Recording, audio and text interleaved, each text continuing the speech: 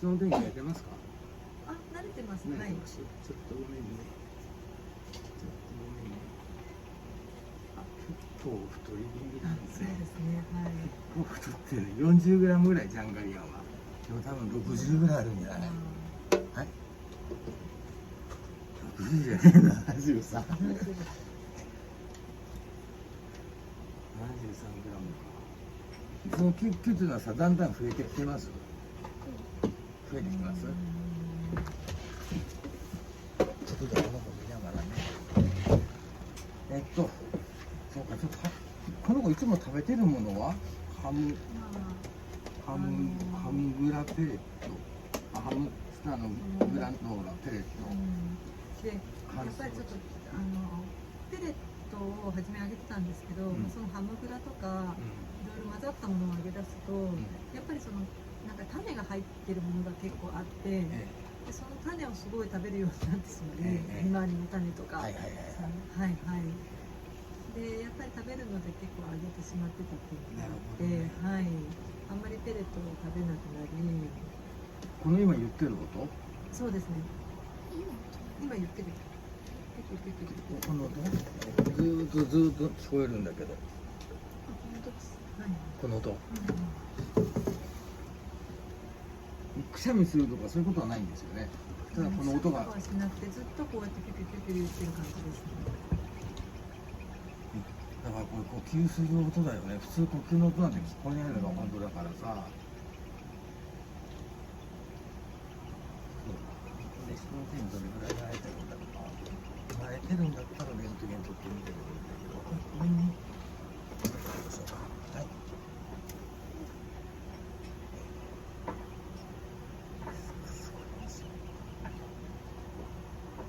だよね、呼吸のたんびに言ってるもんね。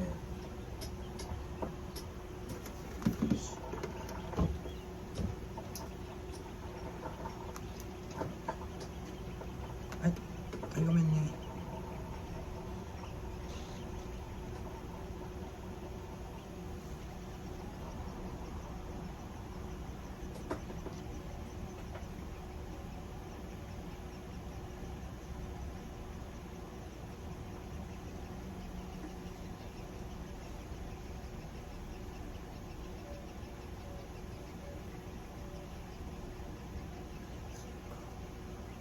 はい、ごめんね。ちょっとペレット一応持ってきて。1年3ヶ月。はい、そしたらですね、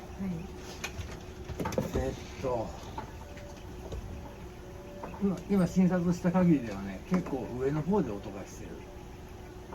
だから鼻の奥か、聴診器やっても胸の方にやってもそんなに聞こえなくて、この辺で当てると、結構その空気の通り道、鼻から気管の奥、ごめんなさい、喉の奥、咽喉と、それから気管から枝分かれしてね、気管支配になっていくわけだけど、その鼻の奥、咽喉頭部か、多分咽喉頭、鼻の奥ぐらいになってるような気がするんですけどね。じゃあ普通は言わない。はい、そうですね。普通はこんな呼吸のためには言わないですよ。で、まあ、取ったから絶対何か分かるわけじゃないけど、もし可能だったら一回レントゲンを横向きと正面の写真を撮らせてもらって、で気管とか気管支とかの状態をもし見れるんであればね、肺とかね。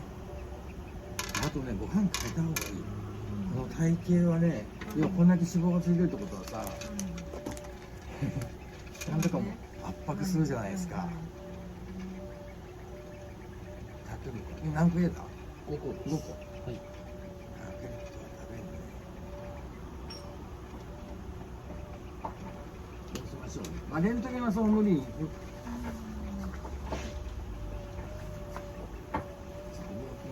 初診料が840円。